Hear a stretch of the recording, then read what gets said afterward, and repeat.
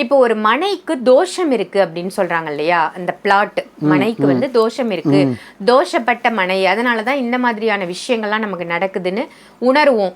எதனால இந்த மனைக்கு தோஷம் வருது? முதல்ல மனை தோஷம் அப்படின்னு புத்து கட்டி இருந்ததுன்னா அந்த பாம்பு புத்தை உடைச்சி அதை லேவுட்டா போட்டு அதை வீடு கட்டி பாம்பு கிட்ட தப்பிச்ச மனுஷனே கிடையாதுமா. ஆத்மா கிட்டேயோ சைத்தான் கிட்டேயோ கூட நீங்கள் தப்பிச்சிடலாம். பாம்பு கிட்ட தப்பி ஒருத்தனுக்கு செய்வனு வைப்பாங்க சில பேர். அதுக்கு அவன் வீட்டுக்குள்ளே போக முடியாது, அவன் சிசி கேமரா பார்த்துட்டு இருப்பான். பார்த்தா நம்மள டின்னு கட்டுறான். என்ன பண்ணோம்னா வீட்டில் சைட்லேருந்து புதைச்சிட்டு போயிட்டா அது அவனுக்கு பாதிச்சிடும். ஆமாம், மனையாசை அப்படின்னு சொல்லுவாங்க. மனாசை உலகத்தில் அதிகமாக போகிறதே வந்து மண்ணாசை, பெண்ணாசைமா, பணாசை, இந்த மூணு ஆசை தான்.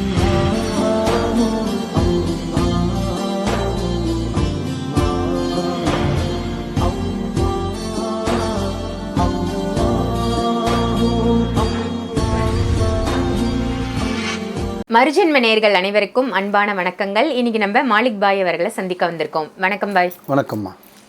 பாய், டெய்லி நானும் ஒரு கொஸ்டின் கேட்குறேன், ரொம்ப அழகாக அதுக்கான பதில்களை நீங்கள் சொல்லிட்டு வரீங்க. மக்களும் அதை பார்த்துட்டு அது ஒரு உண்மை தகவல், நல்லா இருக்கு பாய் சொல்கிறது அப்படின்னு நிறைய பாராட்டுகள் தெரிவிக்கிறாங்க. அந்த வகையில் இன்றைய கேள்வி என்ன அப்படின்னா, இப்போ ஒரு மனைக்கு தோஷம் இருக்கு அப்படின்னு சொல்றாங்க இல்லையா, அந்த பிளாட் மனைக்கு வந்து தோஷம் இருக்கு, தோஷப்பட்ட மனை, அதனாலதான் இந்த மாதிரியான விஷயங்கள்லாம் நமக்கு நடக்குதுன்னு உணர்வோம். எதனால இந்த மனைக்கு தோஷம் வருது? முதல்ல மனை தோஷம் அப்படின்னு என்ன? கரெக்டாக கேட்டீங்க.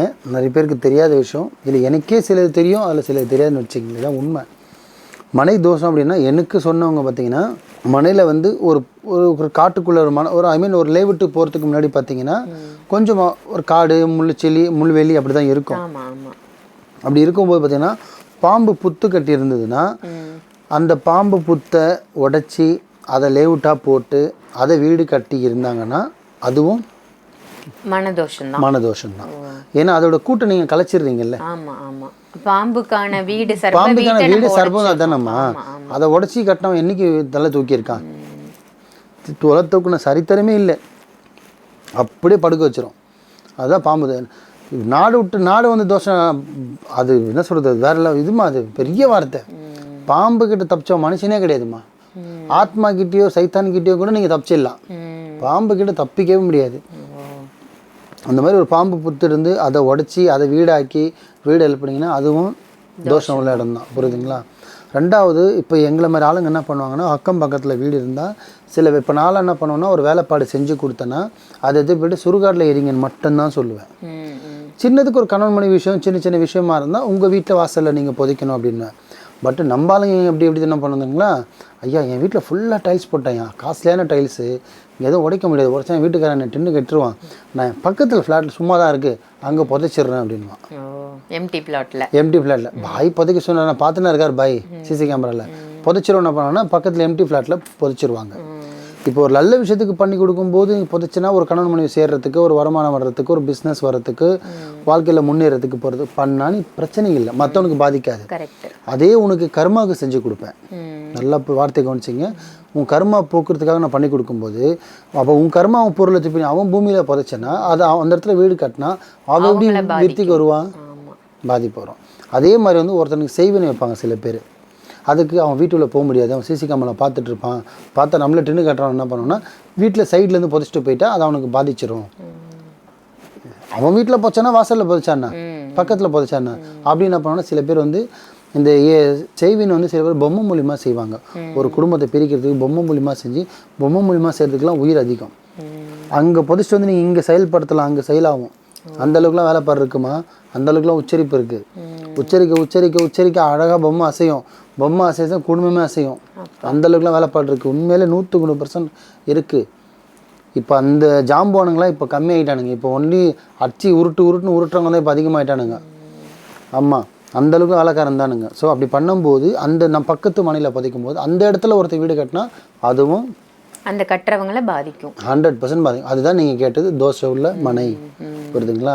ஸோ அதே மாதிரி தான் இந்த ஏவல் மூலியமாகவும் சரி, செய்வனி மூலிமா இந்த மாதிரி பொருளுங்களை எடுத்து போயிட்டு அவங்க இடத்துல புதைச்சோன்னா அதுக்கு தான் சொல்கிறது ஒரு மயானத்தில் போய் புதைக்கிறது. எதுக்கு நம்ம வேலை வெட்டி இல்லாமல் நம்ம கொடுக்குறோம், போய் மயானத்தில் இருங்க, மயானத்தில் செய்யுங்கன்னு எதுக்கு சொல்கிறோம்? ஏன்னா யாரையும் பாதிக்கக்கூடாது. இப்போ நீங்கள் நான் நிறைய பேர் கேட்பாங்க, ஐயா என்னோட விஷயத்தை எரிக்குது, நான் எதுக்கு மயானத்துக்கு போகணும்? வீட்டுக்கு பின்னாடி இடம் இருக்க பண்ணிடலாம். வீட்டுக்கு பின்னாடி இடம் இல்லை, நீயே உன் வீட்டில் கூட நீ பண்ணலாம். திருப்பி உன் குழந்தை அதை மெரிக்கும், நீயே அதை மெரிப்ப. உன் சொந்தக்காரங்க பிளட் ரிலேஷன் மெரிப்பாங்க, அக்கம் பக்கம் மெரிப்பாங்க. அப்போ அந்த பாதிப்பு யாருக்கு போகும்? அவங்களுக்கு போகும். அதுக்கு தான் யாருமே சுடுகாட்டிலே பார்த்தீங்கன்னா நான் ஒரு செவத்துக்கு ஓரமாக புதைக்க சொல்லுவேன். ஏன்னா யாரும் ஓரமாக நடக்க மாட்டாங்கன்னு. நான் அந்தளவுக்கு யோசிப்பேன். ஏன்னா யாருக்கும் இந்த பாதிப்பு இருக்கக்கூடாதுன்னு. அந்த மாதிரி வீட்டு வாசலில் இந்த மாதிரி ஒரு வேலைப்பாடு புதைச்சாலும் சரி, அந்த இடத்துல வந்து உங்களுக்கு பாம்பு பொத்து வச்சுருந்தாலும் சரி, இல்லை சில ஜீவராசிகள் அந்த இடத்துல வாழ்ந்து இருந்தாலும் சரி, அதே மாதிரி சில பேர் வந்து ஒரு இடத்த வாங்கி போட்டுட்டு வீடு கட்ட முடியும். சில பேர் இந்த ஒரு அல்பாசன்னு சொல்லுவாங்க, சில்லியாக இருக்கும் சொல்கிறதுக்கு, அல்பாசை பிடிச்சலாம் இருப்பாங்க. அந்த இடத்த வாங்கிட்டு வீடு கட்டாமல் போயிட்டேன்னு வச்சிங்களா, அந்த செத்ததுக்கப்புறமா அந்த இடத்துக்கு பின்னாடியே இருப்பான். ஆமாம், மனையாசை அப்படின்னு சொல்லுவாங்க. உலகத்தில் அதிகமாக போகிறதே வந்து மண்ணாசை, பெண்ணாசைமா, பண ஆசை. இந்த 3 ஆசை தான். பணம் வேணுன்றவங்க கூட நிறைய பேர் இருக்கான், மனம் வேணுன்றவங்க கூட நிறைய பேர் இருக்கான். ஆனால் பெண்ணு வேணுன்றவன் ஆளே இல்லைம்மா. சரிங்களா? அந்த மாதிரி அந்த மனை ஆசைப்படுறவனா சரி இறந்ததுக்கு அப்புறமா அந்த இடத்த அவன் சீக்கிரத்தில் விற்க விட மாட்டான். அந்த ஆத்மாவோட அந்த எனர்ஜி வந்து இன்னும் அந்த இடத்துல இருக்கும். உண்மையம்மா, விற்கவே விட மாட்டாம்மா. ஏன் இவ்வளோ? ஏன் ஒரு வயசான ஒரு ஓட்டி வச்சுட்டு ஒரு புல்லட்டை நீங்கள் விற்றுருங்க பார்ப்போம். இன்றைக்கும் பார்த்தீங்கன்னா அவன் பையன் தொத்து வச்சுருப்பான், விற்கவே முடியலப்பா, நின்று இடம் எவனோ வந்து வாங்க மாட்டான், சும்மா கொடுக்குற எத்தனை போட எத்தனை போக மாட்டானுங்க. ஏன்னா அதை விற்க விட மாட்டான். அந்த வீடு ஃபுல்லாக அவனோட எண்ணம் ஃபுல்லாகவே அந்த வீடு, அந்த வண்டி, அந்த வாகனம், அவன் சேமிப்பு. ஏன்னா அந்த காலத்தில் வந்து ஒன்று கஷ்டப்பட்டு வாங்கினது, பணம், ரத்த சிந்தி வேர்வை சிந்தி வாங்கியிருப்பாங்க. அந்த இது வந்து சீக்கிரத்தில் அதை விற்க விட மாட்டாங்க. இன்றைக்கும் பாருங்கள், பசங்க ஊரில் வந்துட்டு, சார் எங்கள் டேடி வாங்கி போட்ட ஃப்ளாட் ஒன்று இருக்குது, நானும் ஒரு 1 year 2 years I will try, but என்னென்ன சேல்ஸ் பண்ண முடியல. என்ன பண்ண முடியுமான்னாங்க, இந்த பீட்ரூட்டெல்லாம் போதும், நான் சொல்கிறது நீ முதல்ல கேளுன்னு. என்ன சார் சொல்லுங்கண்ணா, நீ எங்கேருந்து வரேன்னா, நான் ஆஸ்திரேலியாந்து வந்திருந்தேன், எங்கள் அப்பா அண்ணனில் வச்சுட்டு போயிட்டாரு. மனசில் நினச்சிப்பேன், அண்ணனில் அவர் வாங்குறதுக்கு அவர் எப்போ காடு போட்டாரோ நீ அசால்ட்டாக வந்துட்டு விற்று கொடுன்ற நியாயமடா சாமி மனசில் நினச்சிட்டு, என்னங்க விஷயம்னா அப்புறம் பார்த்தீங்கன்னா அவங்க அப்பா பேர் லேவுட் யார் பேர்லன்னா அப்பா பேரில் இருக்கணும். அப்பா பேரில் இடம் இருக்குன்னா எங்கேருந்து விற்க விடுவார் ஒன்று. அப்போ தான் அப்புறம் அந்த இடம் விற்கிற மாதிரி ஒருத்தர் வந்து பார்த்தா அந்த இடம் இழுப்பு தன்மை இழுக்கிற மாதிரி அவங்க அப்பா அது அந்த இடத்துல இருந்து அவர் கட் பண்ணுற மாதிரி சில பொருள்களை செஞ்சு கொடுப்போம். ஆனால் இதை வந்து வர கிளைண்ட்டுக்கிட்டே வர மக்கள்கிட்ட நம்ம ஷேர் பண்ண மாட்டோம். மெயினாக நான் ஷேர் பண்ண மாட்டேன். இப்போ என்கிட்ட ஒரு லேவுட்டு விற்கணும்னு என்கிட்ட வந்தாங்கன்னா வேலை விற்று கொடுக்குற வேலைப்பாடு இதுதான் விற்ற. அந்த இடத்த யார் ஆசைப்பட்டிருக்காங்களோ, எதனால் விற்க முடியல, என்ன தடை இருக்குது, அந்த தடையை நீக்கி போட்டது யாருன்னு பார்த்து அது தடை நீங்கிறது தான் இடம். கரெக்ட், புரியுதுங்களா? அப்போ தான் அந்த இடத்த விற்க முடியும். ஸோ அந்த மாதிரி ஒரு ஆத்மா இறந்து போய் அந்த இடத்த விற்க முடியலனாலும் அதுவும் தோஷம் உள்ள இந்த மனை தான். இந்த பாம்பு அதுவும் தோஷம் உள்ள இடம் தான். வேலைப்பாடு செஞ்சு வச்சு அதுவும் தோஷம் உள்ள இடம் தான்.